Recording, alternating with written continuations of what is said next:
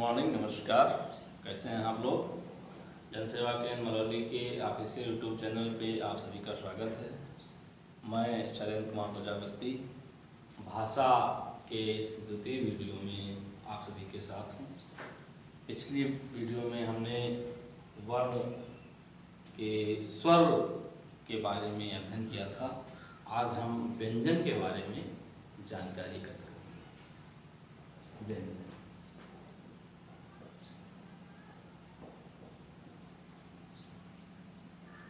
जिसे हम कॉन्सोनेंट भी कहते हैं।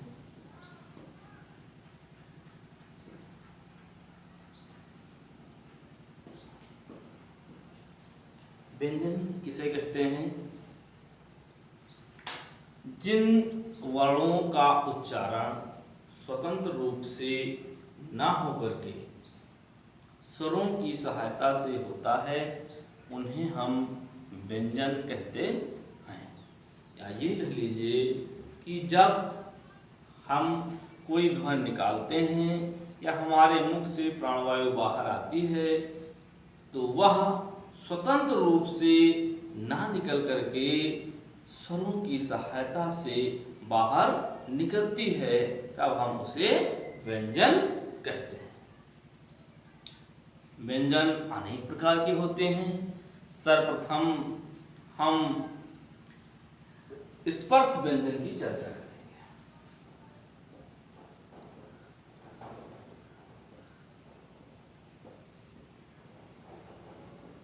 स्पर्श व्यंजन क्या होते हैं? स्पर्श व्यंजन, स्पर्श व्यंजन वह व्यंजन हैं जिनके उच्चारण में, इन व्यंजनों के उच्चारण में हमारी प्राणवायु हमारे मुख के विभिन्न स्थानों को स्पर्श करते हुए बाहर की ओर निकलती है। विभिन्न स्थान कौन कौन से हैं? जैसे ये मान लीजिए हमारा एक गला है।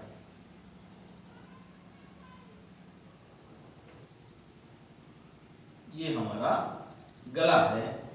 ये गले में सबसे मुख्य स्थान क्या है? यहाँ का कंठ। कंठ कंठ से ही हमारा गला जिसको बोलते हैं, गला कंठ से हमारी आवाज बाहर की ओर निकलती है। फिर कहाँ आती है? तालव्य में। यहाँ कोई एक स्थान होगा जिसको हम तालव्य या तालु बोलते हैं। तालु जिसको बोलते हैं, उसके ऊपर फिर आता है मूर्धा, और फिर मूर्धा के बाद बारी आती है दंत की, और इसके बाद ओष्ठ की।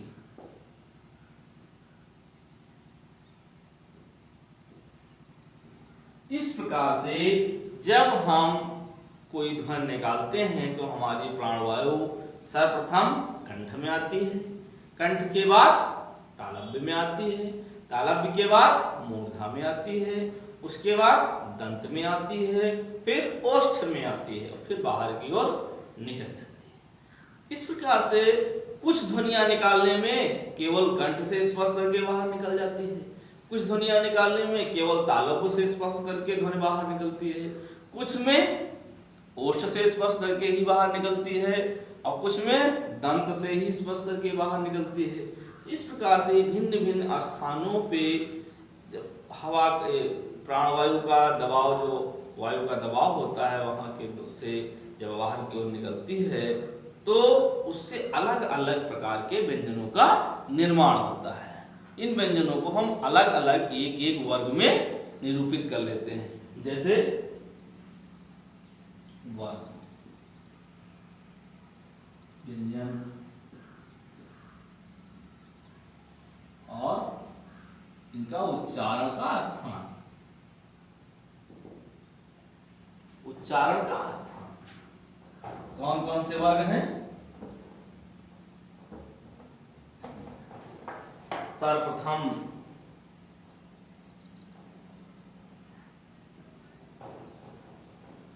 का वर्ग। का वर्ग में कौन कौन से अक्षर आते हैं? क, ग, घ और फिर च। च छ ज झ य। फिर ट ट ठ ड ढ और फिर ता ता था दा धा ना। फिर पा पा हा बा भा मा। इस तरह से ये 5 वर्ग आते हैं और प्रत्येक वर्ग में व्यंजनों की संख्या कितनी होती है? 5।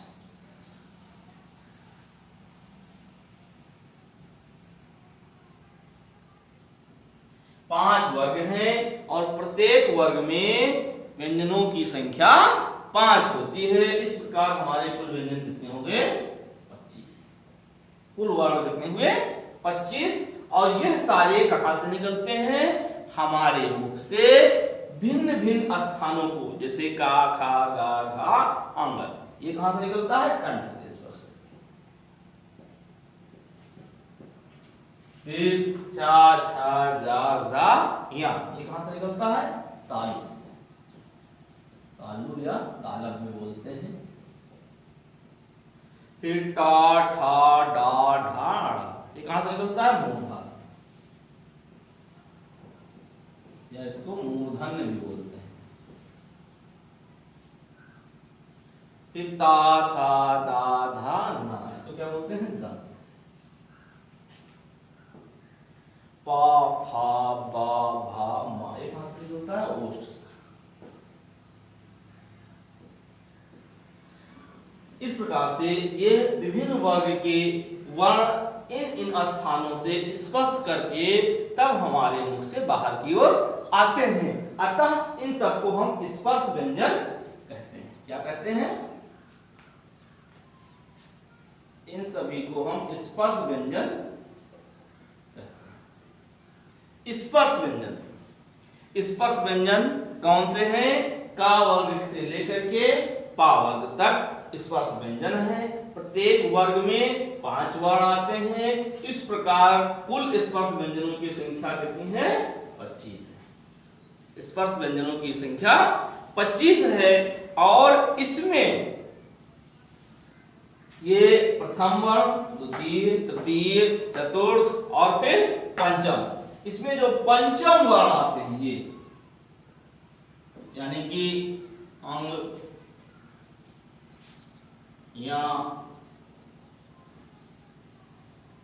रा, ना और मा।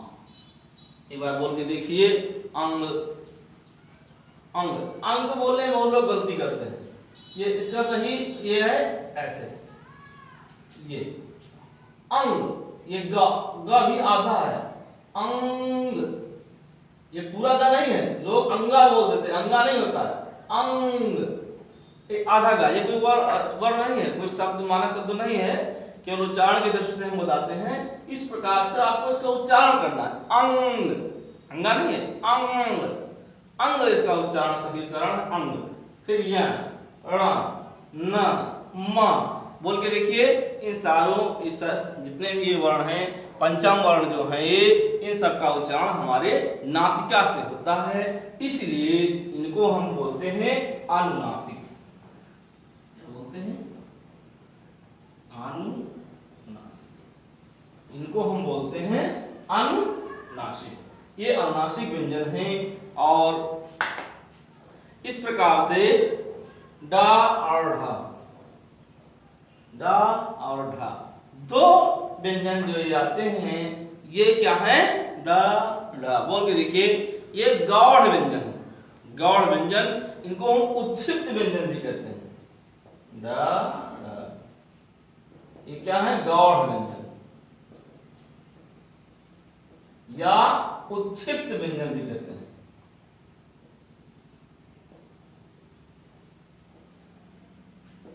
गौड़ व्यंजन या उत्क्षिप्त व्यंजन भी इनको हम कहते हैं। ड और ढ, है ना। इस प्रकार से प्रथम 5 वर्ग स्पर्श व्यंजन हैं जिनमें का वर्ग कंठ से उच्चारण होता है, स्पर्श करके बाहर आती है वायु। चा वर्ग तालव्य से होता है, टा वर्ग मूर्धा से होता है, ता वर्ग दंत से होता है और पा वर्ग ओष्ठ से होता है। इन स्थानों से स्पर्श करने के बाद हमारी प्राणवायु बाहर की ओर आती है, अतः इसके अंतर्गत आने वाले व्यंजन स्पर्श व्यंजन कहलाते हैं। अब दूसरा हम चलते हैं अंतस्थ व्यंजन।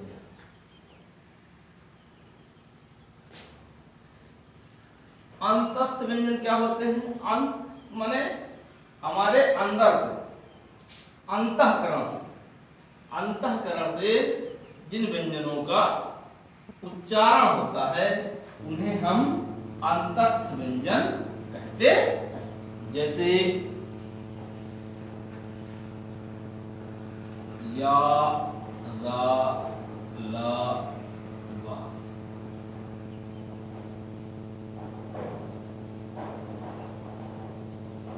अंतस्थ व्यंजन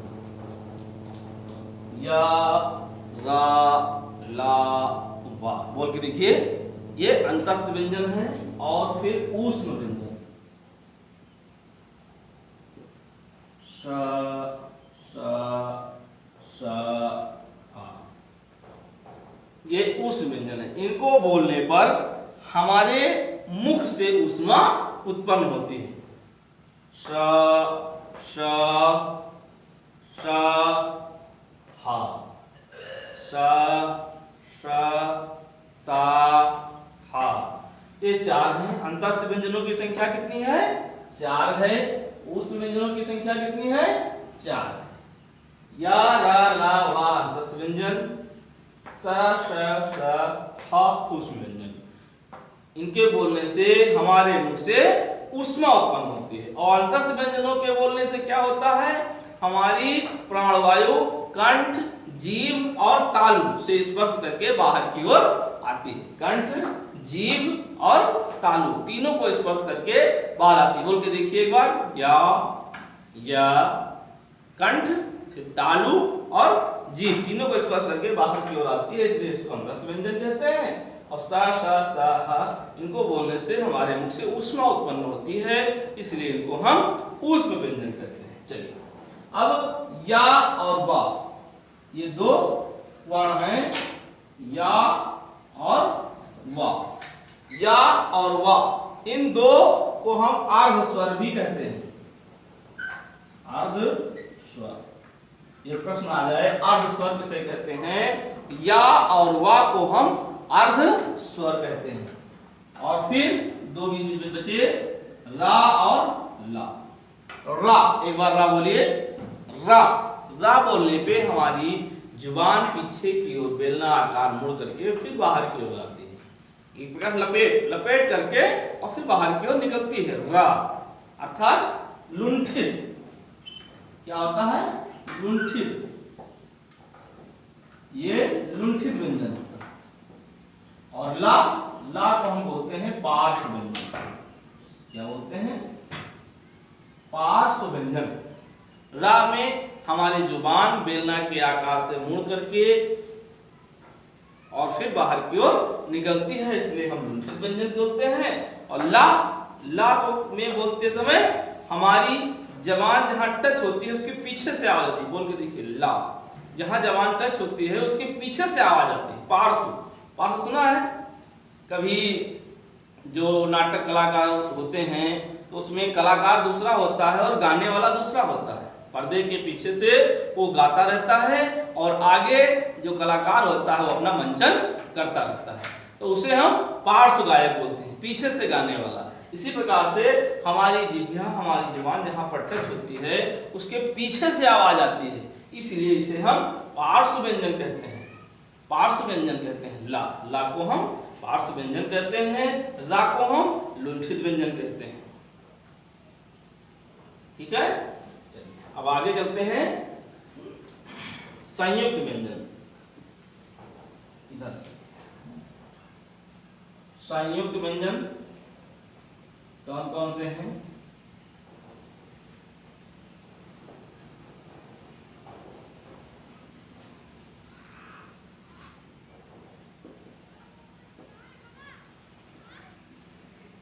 संयुक्त व्यंजन।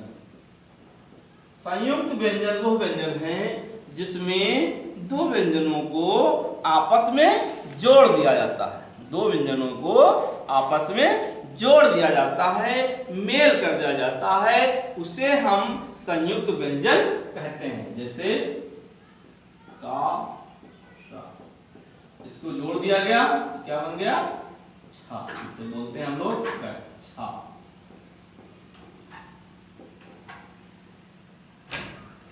ता रा जोड़ दिया गया त्रा, इसे बोलते हैं हम लोग त्रिशूल।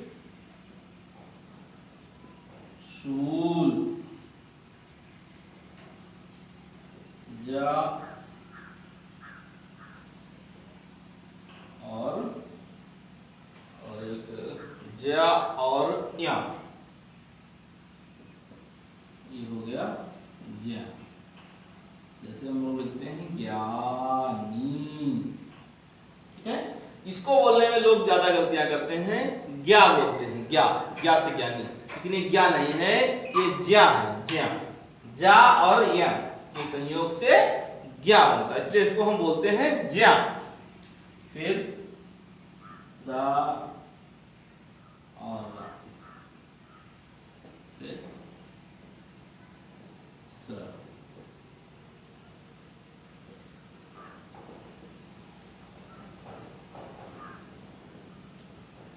श्रीमान या यो लिख लेते हैं श्रमिक, ये होता है सा और सा रा के संयोग से श्रा, इसे बोलते हैं श्रीमान या श्रमिक। श्रीमान या श्रमिक, इस प्रकार से इनका उपयोग किया जाता है। चलिए, तो आज व्यंजन में हमने क्या सीखा? व्यंजन वह है जो हमारे मुख से स्वरों की सहायता से बोले जाते हैं, या यदि हमारी प्राणवायु मुख से बाहर आती है तो वो भिन्न भिन्न स्थानों से टकरा करके बाहर की ओर निकलती है। उन स्थानों के आधार पर हम व्यंजनों का विभाजन करते हैं। जैसे जब हमारी प्राणवायु कंठ से टकरा करके बाहर की ओर आती है तो वहां पर हम कंठ व्यंजन कहते हैं, कंठ व्यंजन बनते हैं। जब तालव्य से टकरा कर बाहर आती है तो तालव्य व्यंजन हो जाते हैं। जब मूर्धा से टकरा के बाहर आती है तो मूर्धन्य व्यंजन हो जाते हैं। और जब दांत से टकरा कर वायु बाहर आती है तो दंत व्यंजन हो जाते हैं। और ओष्ठ से जब टकरा के वायु बाहर निकलती है, स्पर्श करके निकलती है, तो ओष्ठ व्यंजन कहते हैं। इस प्रकार से इन पांचों जगहों से 5 प्रकार के 5 वर्ग के व्यंजन निकलते हैं, जिन्हें हम सामूहिक रूप से स्पर्श व्यंजन कहते हैं। और इन स्पर्श व्यंजनों की संख्या 25 होती है। समझ गए? इन्हीं स्पर्श व्यंजनों में ड और ढ 2 व्यंजन ऐसे हैं जो गौड़ होते हैं, जिनको हम उत्क्षिप्त व्यंजन भी कहते हैं। उत्क्षिप्त व्यंजन भी कहते हैं। इनका प्रयोग खड़ी बोली में किया जाता है। अब इसके बाद दूसरा प्रारूप है अंतस्थ व्यंजन। इनकी संख्या कितनी होती है? 4 होती है। ये हमारी प्राणवायु जब हम मुख से बोलते हैं तो हमारी प्राणवायु हमारे कंठ, जीभ और तालव्य को स्पर्श करके बाहर की ओर निकलती है। जैसे या, रा, ला, वा बोलते हुए बाहर निकलती है, इसलिए इन्हें हम अंतस्थ व्यंजन कहते हैं। और फिर अगला प्रकार है ऊष्म व्यंजन। जब हमारे बोलने से ऊष्मा बाहर की ओर निकले, मुंह से ऊष्मा बाहर की ओर निकले, जैसे शा, श, स, हा। इनकी संख्या कितनी होती है? 4 होती है। इनको बोलने में भी लोग गलत कर देते हैं। सा, ये सा क्या है? दंत से होकर के निकलता है। ये सा कहां से निकलता है? मूर्धा से होकर के निकलता है। और ये सा कहां से निकलता है? तालव्य से होकर निकलता है।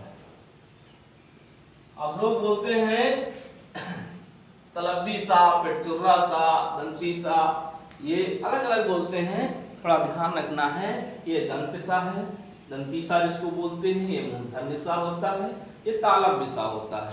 और हा, इन चारों को बोलने पर हमारे मुंह से ऊष्मा बाहर आती है, इसलिए ये चारों ऊष्म व्यंजन कहलाते हैं। अगला ला और रा।